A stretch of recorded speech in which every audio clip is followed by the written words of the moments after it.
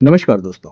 देश भर की सहकारी संस्थाओं का सबसे बड़ा राष्ट्रीय संगठन national cooperative union of India यानी एनसीयूआई के बोर्ड ऑफ डायरेक्टर्स का चुनाव नहीं होने से असमंजस की स्थिति बनी हुई है। नए बोर्ड का गठन नहीं होने से संगठन के कामकाज में कई तरह की मुश्किलें पेश आ रही हैं। कई नीतिगत फैसले रुके पड़े हैं। बोर्ड भंग किए जाने के बाद से एनसीयूआई के शीर्ष अधिकारी मनमाने ढंग से फैसले ले रहे हैं। वे एक्सटेंशन पर चल रहे हैं और उनका एक्सटेंशन अगले महीने खत्म हो रहा है। उनके कई फैसले ऐसे हैं जो सहकारिता की भावना के अनुरूप नहीं है।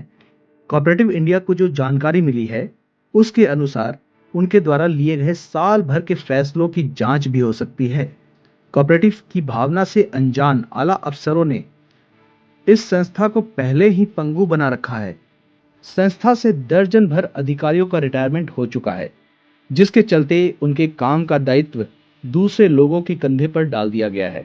इसके चलते एनसीयूआई में उसका मूल काम नहीं हो पा रहा है, जिसमें सहकारी क्षेत्र में शिक्षण और प्रशिक्षण का काम शामिल है। नया बोर्ड नहीं चुने जाने से विभिन्न राज्यों में होने वाले बड़े नीतिगत फैसले नहीं हो रहे हैं। इसके अलावा आवश्यक नियुक्तियां भी नहीं हो पा रही हैं। कायदे से 23 नवंबर 2025 तक बोर्ड ऑफ डायरेक्टर्स का चुनाव हो जाना चाहिए था, लेकिन बायलॉज में बदलाव किए जाने की प्रक्रिया पूरी नहीं होने की वजह से राष्ट्रीय सहकारी चुनाव प्राधिकरण यानी सीईए ने चुनाव पर रोक लगा दी थी। एनसीयूआई चेयरमैन दिलीप संघानी ने नए साल के मौके पर केंद्रीय गृह एवं सहकारिता मंत्री अमित शाह से मुलाकात की थी। इस मुलाकात में उन्होंने अमित शाह से लंबे समय से पेंडिंग चुनाव को मंजूरी देने की मांग की थी, जिसे सहकारिता मंत्री ने मंजूर कर लिया और अपनी सहमति दे दी। इसके बाद केंद्रीय सहकारिता मंत्रालय ने बायलॉज में बदलाव को भी मंजूरी दे दी। इसके बावजूद सीईए ने अभी तक चुनाव की तारीख का ऐलान नहीं किया है। देश भर की कोऑपरेटिव सोसाइटीज इस राष्ट्रीय संगठन के सदस्य हैं। उन्हीं के वोटों से डेलीगेट्स चुने जाते हैं और निर्वाचित डेलीगेट्स डायरेक्टर्स का चुनाव कर राष्ट्रीय कार्यकारिणी का गठन करते हैं। फिर ये डायरेक्टर्स ऑफिस बियरर्स यानी चेयरमैन, वाइस चेयरमैन और उनके सहयोगी पदाधिकारियों का चुनाव करते हैं।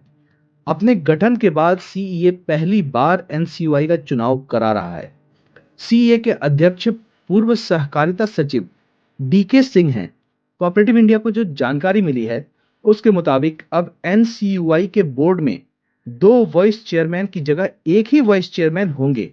संशोधित बायलॉज में मतदान और क्षेत्रीय प्रतिनिधित्व में संतुलन साधने को लेकर बदलाव किए गए हैं। पहले राज्य सहकारी संघों और केंद्र शासित प्रदेशों के 8 सदस्यों को असमान रूप से एक समूह में रखा गया था, जिससे उनका सीमित और असंतुलित क्षेत्रीय प्रतिनिधित्व रहता था।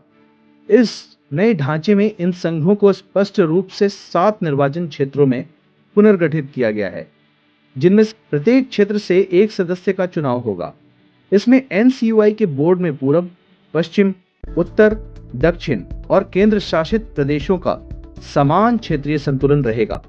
संशोधित बायलॉज में राष्ट्रीय स्तर की सहकारी समितियों और संघों का प्रतिनिधित्व 4 सदस्यों से बढ़ाकर 5 कर दिया गया है, जिनका चुनाव multi state cooperative society act 2023 के अनुसार किया जाएगा। इससे एनसीयूआई के संचालन में शीर्ष सहकारी संस्थाओं की भूमिका मजबूत होगी। इसी तरह राज्य और राष्ट्रीय सहकारी संघों के पास अब 6 सीटें होंगी, जिनमें सहकारी बैंकिंग, कृषि और ग्रामीण विकास बैंक, शहरी सहकारी बैंक, मार्केटिंग यूनियन जैसे प्रमुख क्षेत्र और आवास, डेयरी, चीनी, उपभोक्ता, सहकारी समितियां, कटाई मिलें, मत्स्य पालन, श्रम, जनजातीय विकास और हथकरघा एवं औद्योगिक सहकारी समितियों जैसे विशिष्ट क्षेत्र शामिल हैं। मल्टी स्टेट कोऑपरेटिव सोसाइटी से 2 डेलीगेट्स चुने जाएंगे, एक उत्तर और पूर्वी राज्यों और केंद्र शासित प्रदेशों से और दूसरा पश्चिमी और दक्षिण राज्यों और केंद्र शासित प्रदेशों से होगा। इससे एनसीयूआई में निष्पक्ष और संतुलित प्रतिनिधित्व सुनिश्चित होगा। संशोधित बायलॉज में चुनाव नियमों को भी सरल बनाया गया है। इसके अनुसार चुनाव में खड़े होने वाले डेलीगेट्स के लिए प्रस्तावक और समर्थक एक ही समूह के होने चाहिए। सदस्य संगठनों के पास पिछले 5 वर्ष का सदस्यता शुल्क होना चाहिए और बिना अनुमति के लगातार 3 आम सभा बैठकों में अनुपस्थित रहने वाली संस्थाएं चुनाव में भाग लेने के लिए अयोग्य होंगी। एनसीयूआई के अध्यक्ष पद समेत अन्य पदों पर काबिज होने के लिए सहकारी क्षेत्र के दिग्गज नेताओं के बीच राजनीतिक रस्साकसी जारी है।